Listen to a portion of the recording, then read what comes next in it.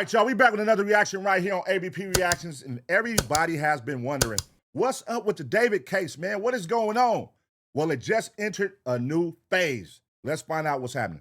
Over the last few months, the David spelled D4vd case has moved through a lot of different stages. At first, it was intense online speculation about what really happened to 14-year-old Celeste, with constant discussion and headlines coming at us fast. Then it shifted into something more serious: suspect status, sealed records, law enforcement signaling accountability, and after that, things seemed to quiet down, at least publicly. But quiet doesn't mean nothing is happening, because there's been movement behind the scenes. A key witness connected to the investigation was taken into custody before later posting bail. A witness who also happens to be a social media influencer, frequently photographed with David. At the same time, family members are fighting court orders tied to the case. And then there's the Tesla, because something has shifted there as well. Ownership of the car has changed, and new questions are now being raised about what evidence may or may have not been preserved. But here's the part that changes everything. Newly unsealed court documents now describe David as the target in a Los Angeles County grand jury investigation tied to Celeste's death. Not a person of interest, target. The filings state he may have committed a criminal offense in California, which is of course where this heinous crime against this little girl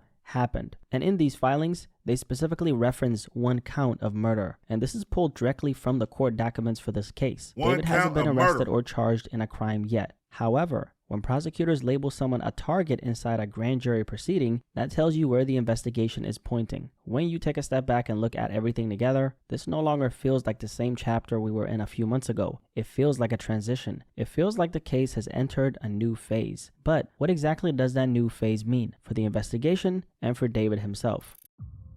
What does it mean? Now, it's almost been 3 months since we last talked about this story. Crazy how fast time flies. At the time, the case felt like it had reached a peak. Suspect status, autopsy records sealed, law enforcement publicly, signaling accountability. There were a lot of things we covered. But since then, even though things seemed quiet on the surface, there have been subtle shifts happening behind the scenes. Before we dive deeper into what this new phase means, let's go back to where we left off, because that context, of course, matters. In the last video we made, we discussed how investigators had labeled him a suspect.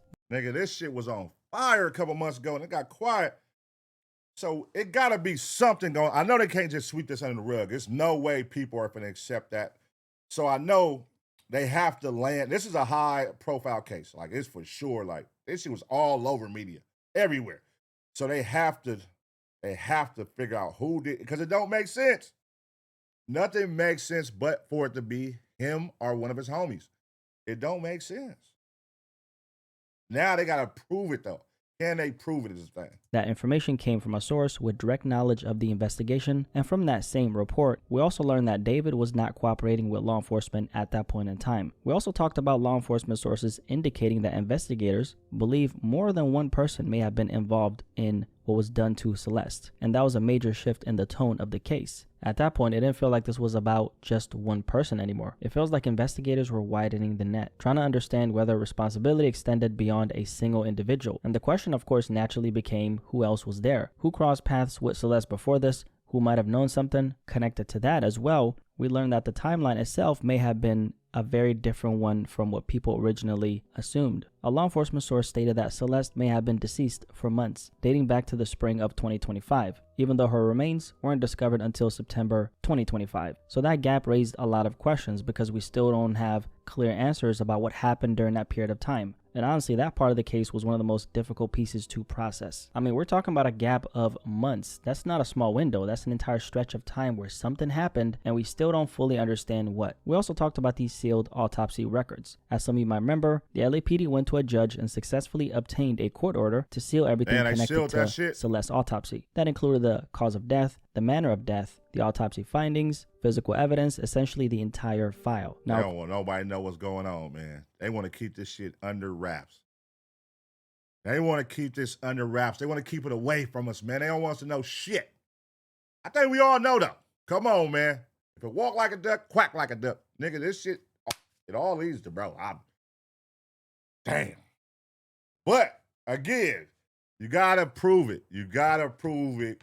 Because we see a lot of cases where you would think it's the boyfriend or it's the guy. He's a sicko for one, messing with a little 14-year-old girl. He's a sicko. So, and look at his whole get down. All the murder shit, pushing coffins at his shit. He does have an infatuation with death, but then sometimes people could prey on that, knowing that if I commit this crime, everybody gonna think it's him. So, godly, it's a tricky one, man. It could be one of his sick homeboys. We don't know much about his friend group. To this day, they don't talk about his homeboys. Only thing we know is his manager. What is his circle of friends like? What is that like? Like, what do they be doing? I don't know nothing about him as an artist. Never heard his music a day in my life.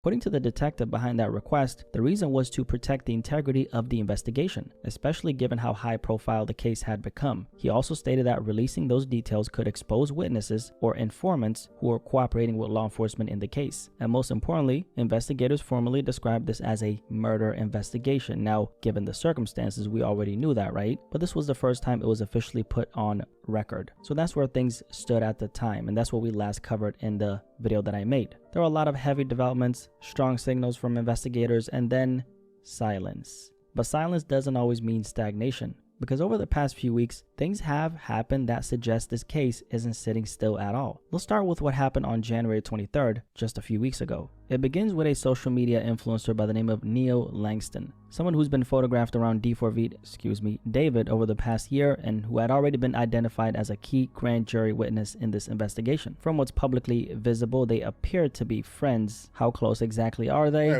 Wait. Why is he, or is that some AI shit? Why is he in some, wait, what's going on here? They arrested him? We don't really know the details. At least they're close enough to take this photo together where David's shirt says, "Sounds gay?" And why is old boy smiling in his mugshot like that? I have a lot of questions. Why is he in a mugshot? What is this? Wait, what is going on? What the fuck? What we do know is this. In late January, Langston was arrested in Montana, and that's because he had an out-of-state warrant after failing to appear as a witness in Los Angeles. So basically, he was expected to show up and testify in this case, and he didn't for whatever reason. County jail records show he was taken into custody on January 22nd. Shortly after, the Los Angeles Times confirmed that a judge had issued the warrant after he repeatedly declined to testify before the grand jury. Neo was eventually transported back to Los Angeles and released on a $60,000 bond. Langston, what are you running from, brother? What is Langston running from? They just want to talk to you, my guy. What do you know? What do y'all think Langston knows, man? Langston said, leave me up out of this shit. God damn, what if Langston and him are in this together? What if Langston did it? What if we don't see, we starting to hear about the people around him now. Make this make sense, man. Make this make sense. Now, grand jury proceedings are confidential, so we don't really know what was ultimately discussed or whether he testified once he returned. But here's the key part that stands out, to me at least. Grand juries don't usually issue out-of-state warrants unless testimony is considered important. Basically, they don't go through the process of tracking someone down across state lines unless they believe that person has information they need. Now, that doesn't automatically mean involvement. It could mean... Wait a minute. What if they're lovers? What if Langston and him got like a relationship and he couldn't take it no more? Seeing a young girl around and him giving his attention to the young girl. Oh, man. Hell no, man. What the fuck, man? Langston. I mean, hey, man, look at these pictures. They're very suspect to you two. A lot of suspect pictures they've been showing us right now. Timeline, context, communication, movement, something he saw, something he heard, perhaps. I mean, they were friends after all, or possibly more than friends. Wait a minute. See what I'm saying? What? Nigga, no homeboys take a picture like this. Oh, and that makes sense to why he's running. Because why are you running, nigga? Like, why you? You was in on it, brother. You probably did it, or you was in on it. According to some of his fans on Reddit. But the fact that the court wanted his appearance tells you his testimony mattered to some extent. And that's the piece I'm most curious about. Why? In early February, just a few weeks ago, TMZ published a clip showing Neo Langston walking into court in connection with the Celeste Rivas investigation. Do you think David is innocent? Again, that footage doesn't tell us what was said inside the courtroom, but it does confirm that this process is actively unfolding. Obviously, we don't know what his level of involvement is here, or even if there's one beyond just being called as a witness. But what we do know from previous reports is that investigators were bringing in multiple witnesses as part of this entire case and process. And here's the thing, right? When someone operates at the level that David was, especially in the music industry, since there were a lot of people around him, managers, friends, tour staff, collaborators, etc., there could have been people who saw some things. So the fact that witnesses are being called isn't so strange, and it also doesn't automatically mean guilt. It does, however, mean investigators are building context. Now, a lot of people did question why he initially declined to testify, and I'm very curious about that as well. But the reality is there's a lot of reasons why someone might hesitate in a situation like this, whether it's legal advice, fear of saying the wrong thing, or simply not wanting to be dragged into something this serious, whatever. Now, the witness situation wasn't the only thing that happened, because around that same time, this investigation extended itself into David's actual family. According to the Los Angeles Times, his father, mother, and brother, who all live in Texas, were served grand jury subpoenas tied to this investigation. Damn. So basically, California prosecutors want them to testify in this case. But instead of just going along with it, the family pushed back. They went to court in Texas and argued that forcing them to testify in California would violate their due process rights. Meaning, damn. Imagine now your parents in Texas, you done did some shit out here. I wonder what he's telling his parents. Like, what is the real story? Do y'all think he is telling the truth to his parents? Like, Mom, because it happens. A nigga tell his mama, Mom, I fucked up. I fucked up. I did this. Do y'all think he told the truth? Wherever the truth may be. Whether he fucked up, whether his gay lover, if they are gay lovers, his boyfriend fucked up, whether they fucked up together, whether she overdosed, allegedly. That was one of the stories they were saying. And he got nervous, and y'all think he told his parents the truth? And then now his parents like, hell no, we're not going to tell on our son. We don't want to. What do y'all think? in simple terms, they were challenging whether the legal procedure was being handled correctly in their case. However, that challenge didn't change much, because on February 9th, the court actually denied it. So as far as we know, they're still expected to show up and testify. And I'm not gonna lie, when I saw that his immediate family was being pulled into all this, it made me pause for a second, because you don't usually see investigators bring in parents and siblings this early in the process. Now later on during, let's say, a trial, sure, you might see family testify about someone's character, who they are, their upbringing, things like that. But this isn't that. This is still the investigative phase. And when the immediate family is being brought in at this stage, it usually means investigators believe there's something relevant here, whether that's timeline clarification, communication records, travel details, financial movement, whatever it may be. Again, that doesn't mean wrongdoing, but it does mean that they think there's information in that circle that matters to the case. And when an investigation starts expanding outward like that, from friends to family, that's usually a sign that they're trying to map the full environment around a person. Not just what happened, but who knew what and when things actually happened. And that's the part that stands out, at least to me. Through all this, by the way, it's important to remember what this case is actually about. A 14-year-old girl, not a grown woman like a lot of these irresponsible platforms are saying. A 14-year-old little girl, a child, lost her life. That's the center of all this. So just keep that in mind as we go through these details. Now, outside of the official court documents and mainstream news reports, there have also been independent updates coming from a private investigator who's been digging into this case on his own. And what he uncovered has to do with the Tesla, the very car where Celeste was found. On its own, it may not seem all that significant, but when you place that next to David now being described as a target in this investigation, that information I believe deserves some attention. So let's take a closer look at what's going on with the Tesla. So the private investigator's name is Steve Fisher, and we've talked about some of his findings before. Now, in late January, he posted something that caught my attention. Now, according to Steve, who did some investigative work, the car was only held by the LAPD for about 48 hours for evidence processing. Now, he says that it was released around September 10th, just 2 days after discovery, and then sent back to the impound lot. To support that claim, he shared what he described as a release receipt, showing the vehicle was cleared and available for pickup around that exact date, which, if accurate, suggests that from that point forward, the car was no longer being held as active evidence. It was sitting in storage, and that timeline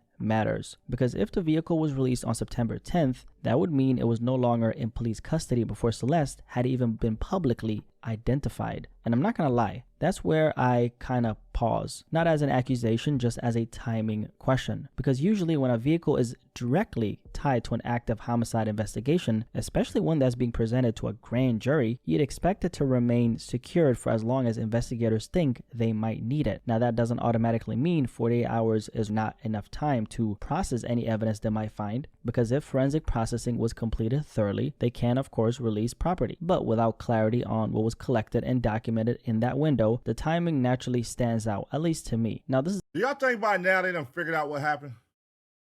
And that's why they being so quiet? Like, nigga, we got all the shit we need. Because I don't think this David kid is like a smart, like, clearly, listen, a body in the car in front of your house down the street, you're not really a smart motherfucker. No. You're not a smart motherfucker at all. Man, what the fuck, man? So I know people will start giving certain motherfuckers too much credit.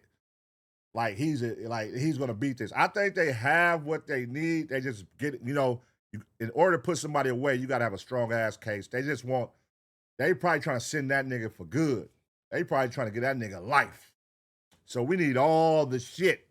We need all when it started, how it started, what all have y'all been doing, who was involved, who all knew about it, who all condoned this shit, who all, nigga, when her body came missing, where did he go, who did he call, who helped him, all kind of shit. I think they about to wipe the floor with this nigga. When it's all said and done, they know it's him. It don't make no sense. It gotta be him or a gay lover. Gay lover. This is a new player, y'all. He got a gay lover. Of concern to me because for anyone who doesn't remember, Celeste was identified on September 16, 2025, roughly a week after her remains were discovered. So while the public was still trying to understand who she was, the vehicle connected to her death was already out of police custody, according to Steve Fisher, who provided receipts. And according to Steve, the car also sat in storage for months, accumulating roughly $10,000 in fees. It was eventually scheduled to go to auction, meaning if no one stepped in, the vehicle would have been sold off. But then something interesting happened. In the final hours before that auction, somebody came and picked it up. Not weeks before, not even days before, hours. So it either had to be David himself, which would seem unlikely given everything going on, or someone legally authorized to act on his behalf. And once again, the timing, of course, matters. This was the car that Celeste was found in. This was a vehicle that had already been processed, released, sitting in storage, accumulating fees, and right before it goes public, somebody comes and picks it up. And then came a follow-up to this particular information. According to Steve, the vehicle wasn't just retrieved. Ownership was apparently transferred. Steve stated that someone presented paperwork and legally took possession and moved the car out of David's name. Who the hell would want to take over ownership for that? Who the hell would take over ownership for that? All right, let's keep watching. He claims to have verified that through DMV records. Now again, this information comes from a private investigator's public statements, not the LAPD. But if that sequence of information is all accurate, that's where a lot of questions come in. If a vehicle is central to a murder investigation, what's standard protocol? How long is evidence typically retained? Is there a minimum hold period in high-profile cases like this? Or does it simply depend on whether forensic processing is completed? And is 48 hours typical? Because a vehicle isn't just one piece of evidence, it's a contained environment. Because here's the thing, this right here isn't just a car. This was the last known physical space connected to a 14-year-old girl whose death is being investigated as a murder. Who the hell wants to take over that car? That is tricky. That raises a fucking red flag for sure. Wait, so somebody coming to pick the car up hours before, and then you're transferring it over, and that can only be done from somebody from David's side. Why do you want it, brother?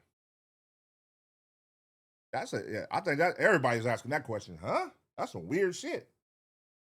So when you really think about that, fingerprints, DNA swabs, trace fibers, digital system data, especially in a Tesla, location history. Can all of that realistically be processed, documented, and preserved only within 48 hours? I guess law enforcement would know more than me, right? Maybe if the authorities prioritized this case and moved very quickly, it's of course possible. But we've also seen other major cases, like the YNW Melly case, where the vehicle the rapper was in became a major forensic battleground and remained central evidence for an extended period of time. I'm not saying the cases are the same, of course not. I'm saying when a vehicle is central to a murder investigation, people naturally expect thorough preservation. And Right. the LAPD hasn't publicly detailed what was collected, when it was collected, or why the timeline made sense. So what we're left with is this sequence: discovery, 2 days later, release, months in storage, auction scheduled, last minute retrieval, ownership transfer. When you line it up like that, it's hard not to ask questions. And again, I'm not jumping to conclusions. I'm not accusing anyone of anything. I am just asking questions. I'm simply acknowledging that when you line these events up,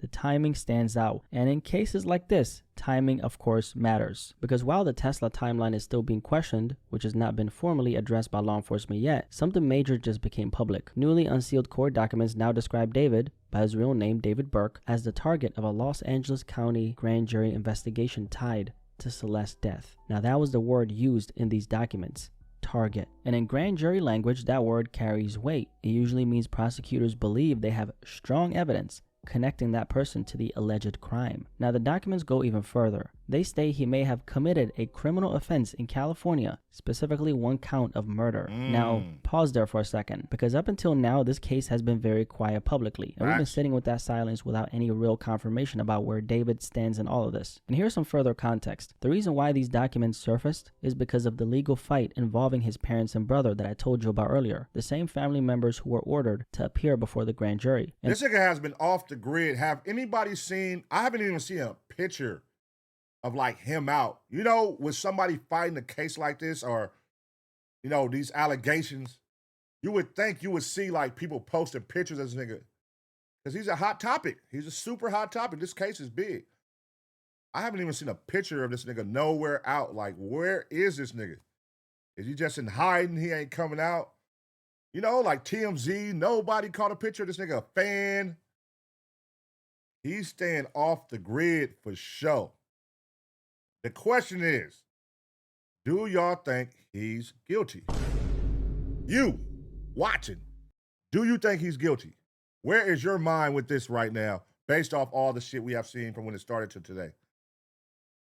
Is your mind made up? Are you sitting back waiting? You 50-50, you on the fence? I don't know, man. They definitely make all roads lead to him. They got to incorporate some other players. They ain't incorporated other players to this boyfriend today. His boyfriend. through those documents, we also learned more about what it looked like when they found Celeste's body in the Tesla. When police opened the front trunk of the Tesla on September 8th, 2025, after a worker reported a strong smell coming from the vehicle, they found a black cadaver bag inside, which is essentially another word for a body bag. Inside that bag were Celeste's remains. Where the hell you fucking get a body bag from? Police partially unzipped it and found a decomposed head and torso. There was also a second bag underneath the first one, which contained the rest of her dismembered body parts. This is all in the court. Bro, what? So it was two body bags within. The head was cut off. The body was in the rest of the bag. But then you put that bag inside the bag, and now let's put the head in with that one. Nigga, where do you get two body bags from? They got to be Amazon, because where the fuck you buy a body bag? Temu, Amazon? I don't know. It got to be one of those. But you can go look on his records, because who knows what store to go buy a body bag from? What store sells that? Documents, and the details are obviously extremely grim, man. Even reading through all this is hard to process, but it's important to lay this out clearly because this isn't rumor or speculation. This is the reality of what happened to this little girl. So I guess now the question becomes, where does that leave us? Even though information has felt scarce at times, there obviously has been movement. Witnesses are being called to appear, including his friend who was taken into custody in Montana, one of his managers as well, and even his immediate family members. And now David is officially labeled as a target in this murder investigation. At the end of the day, that is progress. And whether people realize it or not, cases like this don't just freeze, they move forward. Now that could mean charges against David, or it could mean no charges. I guess we'll see, right? But one thing is clear, this case has entered a new phase. Not the speculative phase, not the social media phase, the legal phase. And I truly hope Celeste eventually gets justice, because obviously no child deserves to lose their life like this. At the center of all this is still a 14-year-old girl who lost her life, man. That's what matters. Everything else, the headlines, the debates, the online theories, is secondary to that reality. I guess now we're just gonna have to wait for the legal system to do what it's designed to do. Yeah, man. Hold on. Yes, sir. This has been a weird one from the start, man. And I think the lack of information they're giving the public sends people into, speculations that it's just him. Like I said, it hasn't been a lot of players introduced in this case. All we know is him, and then up to a certain point, they started talking about the manager, and now they're bringing in this guy who could potentially be his best friend or his gay lover or just his homie who's close with him, his cameraman. Now you done incorporated him, so it's like all roads look like him because we don't know who else is all around this shit. And just the situation makes no sense. The car in your name, a body is found with a minor that you're dealing with publicly.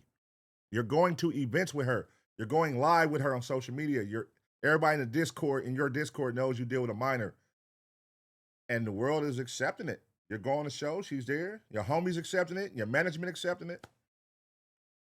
Then she mysteriously comes up dead. And not just in like a regular way. She's in your trunk. And then now we find out she's in a body bag inside of another body bag, and the head is cut off. And it's like, who the fuck does that? Where are you getting body bags from? Who the hell is cutting this little girl up? And then who's leaving a body in their own car in their name on their block? It makes no fucking sense. This is probably the world's dumbest, if it is him, the world's dumbest criminal. Like, you want to be caught. You left the car there. This wasn't like a one-day thing. You left the car there for weeks. It makes no sense, man. Let me know what y'all think. I'm going to make sure I give y'all updates as they come in. This is the latest update. It's been about 2 months before we did it, since we did a David video. So as more updates come in, as they start releasing them, LAPD definitely has been tight with the information they letting come out. And I'm sure that's because they don't want to jeopardize what they got. And you know how it go. Let me know what y'all think, though. What is really going on with this David situation, man? Rest in peace to that young girl, Celeste. I'm going to give y'all 2 seconds to smash the like. And as always, get ready for the next reaction.